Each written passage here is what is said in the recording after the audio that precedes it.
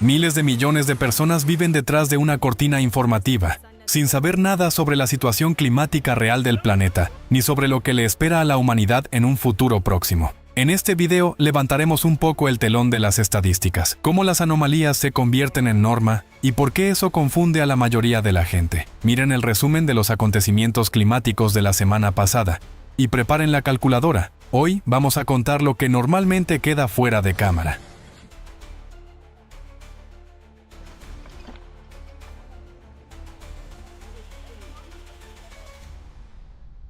India y Pakistán. Desde el 14 de agosto, el norte y el noroeste de Pakistán quedaron bajo el impacto de catastróficas inundaciones provocadas por las lluvias monzónicas. La provincia más afectada fue Khyber Pakhtunkhwa. En el distrito de Buner cayeron más de 100 milímetros de lluvia en una hora. De las montañas descendieron poderosas corrientes de agua con barro y enormes rocas. El desastre destruyó más de 10 aldeas, dañó carreteras y arrasó automóviles. La inundación fue tan repentina que la gente no tuvo tiempo de abandonar sus hogares. Según los habitantes locales, algo así lo veían por primera vez. El 15 de agosto, en la aldea de Kadarnagar, el agua arrasó una casa donde se preparaban para una boda. Como resultado de la tragedia, murieron 28 personas. Más de 3.500 turistas fueron evacuados y decenas figuran como desaparecidos. Debido a los caminos dañados, decenas de aldeas quedaron incomunicadas y los rescatistas tuvieron que llegar a pie a algunas de las zonas afectadas. El 16 de agosto se estrelló un helicóptero de rescate que llevaba ayuda humanitaria a la zona del desastre. Murieron las 5 personas que iban a bordo. A causa de las fuertes lluvias e inundaciones en la región, 780 viviendas resultaron dañadas, casi la mitad de ellas completamente destruidas. El desastre se cobró la vida de al menos 358 personas y más de 180 resultaron heridas.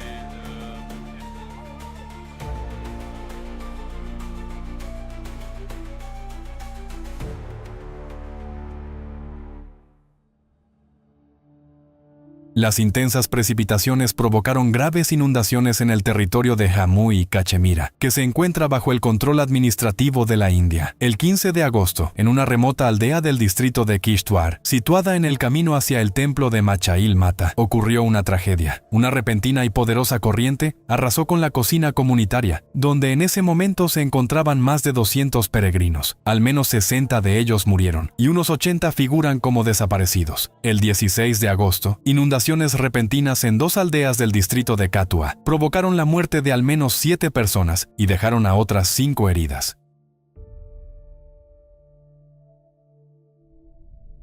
Indonesia.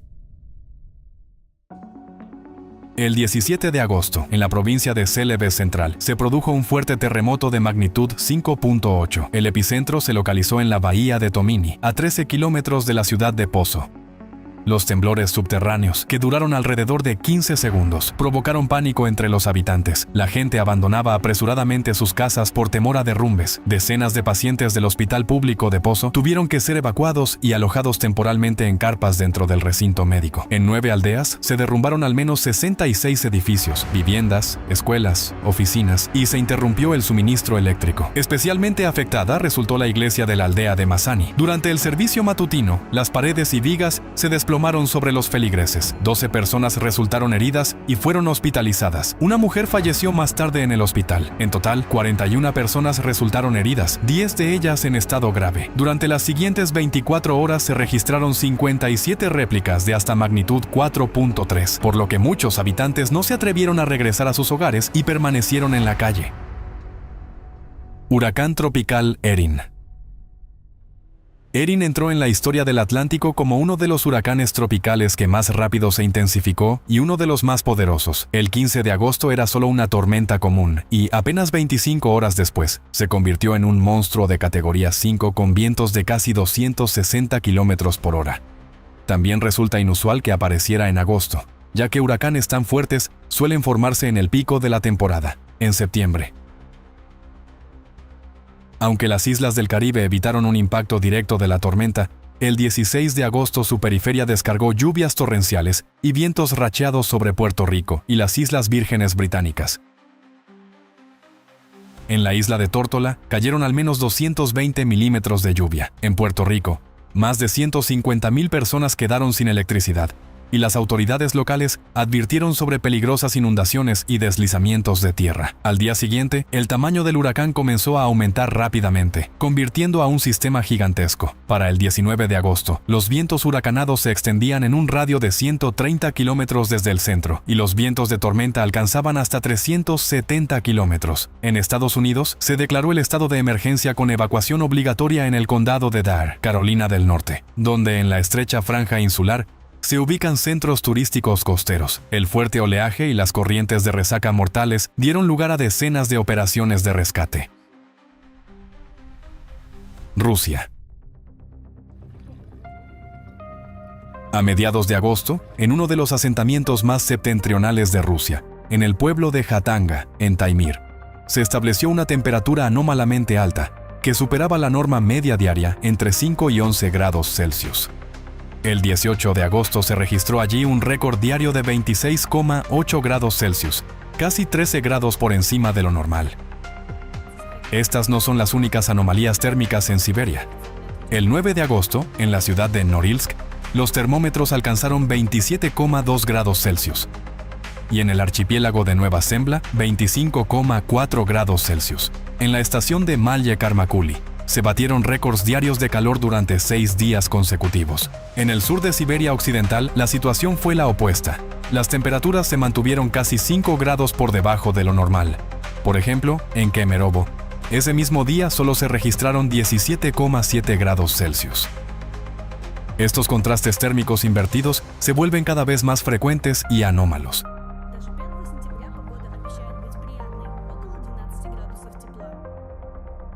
México.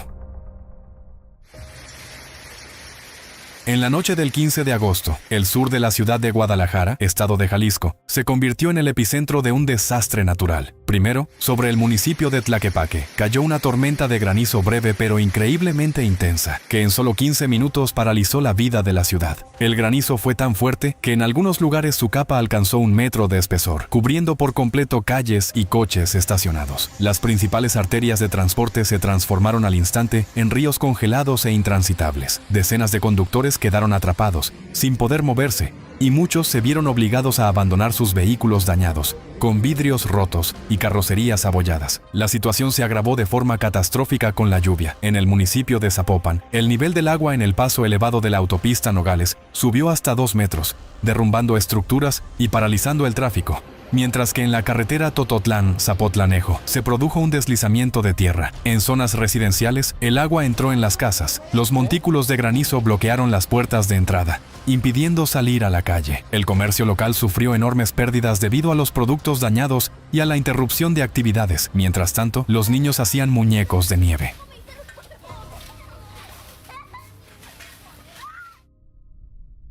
Australia.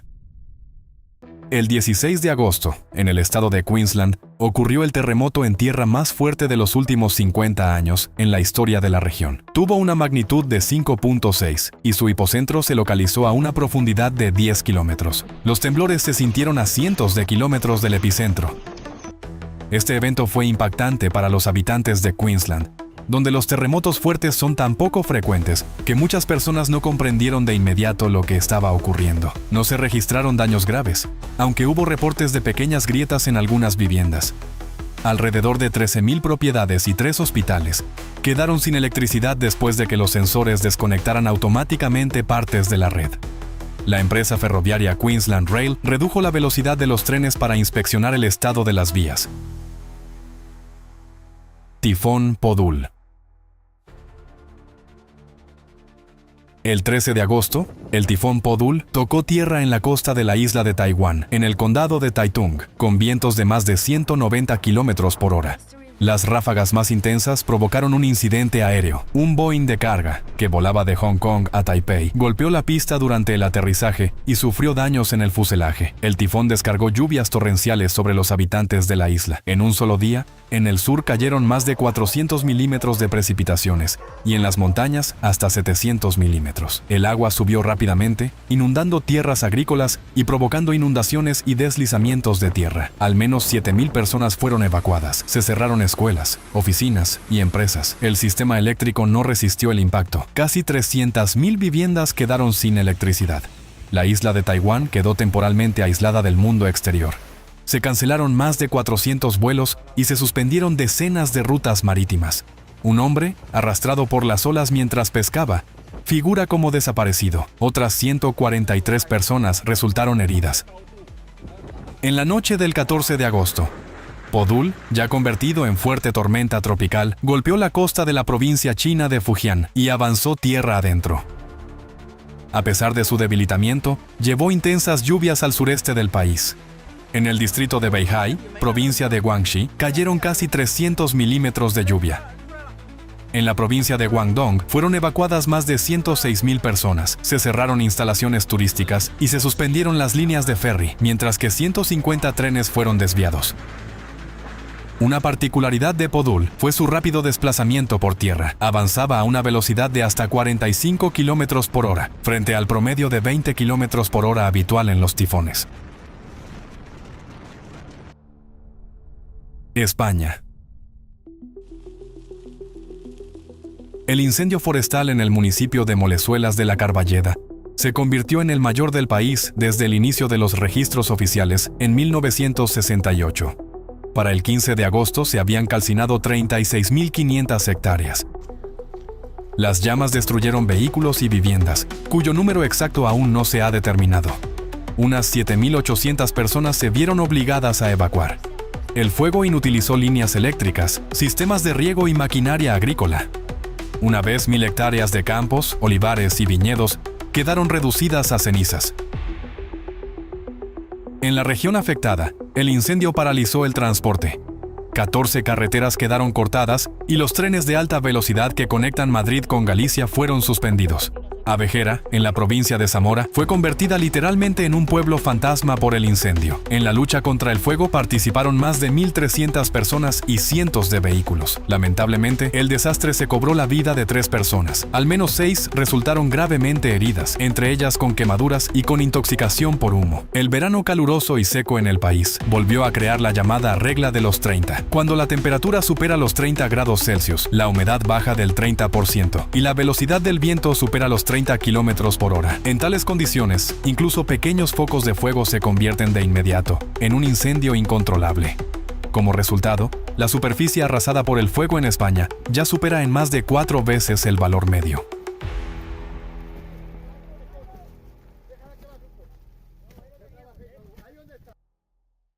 Portugal. La semana pasada, Portugal vivió uno de los momentos más críticos de la actual temporada de incendios forestales. Para el 19 de agosto, en el país ardían 70 incendios. En su extinción participaron más de 3,900 especialistas y 1,300 unidades de maquinaria. Debido a la magnitud y a la rapidez de propagación del fuego, también fue desplegado el ejército. Como resultado de los incendios, ya han muerto 3 personas. Si una persona no se interesa de manera consciente por el tema de los desastres naturales, a menudo ni siquiera se da cuenta de lo que ocurre en los países vecinos y se limita a lo que ve desde su propia ventana. Piensa, bueno, está un poco peor que el año pasado, o aún peor que hace 2 años. Sin embargo, diversas fuentes de información aseguran que eso es la norma. Pero las propias normas cambian con el tiempo, y como resultado lo que ocurre deja de parecer algo anómalo. La persona lo percibe como un proceso natural y se tranquiliza. Tomemos como ejemplo los incendios. La superficie media anual y el número de focos suelen compararse con la media de los últimos 10 o 20 años. Pero el matiz es que ese no es un periodo base fijo, respecto al cual se vea claramente la dinámica del empeoramiento de la situación de los incendios. Y como este periodo se actualiza cada año, en la base entran los valores anómalamente altos de los últimos años, que a su vez elevan el umbral del valor medio, y la diferencia ya no parece tan grande. Así funciona el simple mecanismo de suavizar la imagen de los desastres crecientes. Veamos un ejemplo. El valor medio de la superficie afectada por incendios en Europa durante el periodo de 10 años, de 2006 a 2015, fue de unas 257.000 hectáreas. La superficie arrasada por el fuego en el presente año es casi 4 veces mayor, pero la media actual, de 2006 a 2024, ya incluye los valores extremos de los últimos años, cuando los incendios crecían rápidamente y asciende a 355.000 hectáreas. Y al hacer la misma comparación de esta media con el año 2025, obtenemos ya una diferencia de 2,9 veces. Mediante simples ajustes estadísticos, la desviación de la norma se redujo en 100.000 hectáreas. Formalmente aquí no hay una falsificación directa de los datos. Todas las cifras son correctas. Pero como casi nadie profundiza realmente en ello, todo parece estar dentro de la norma.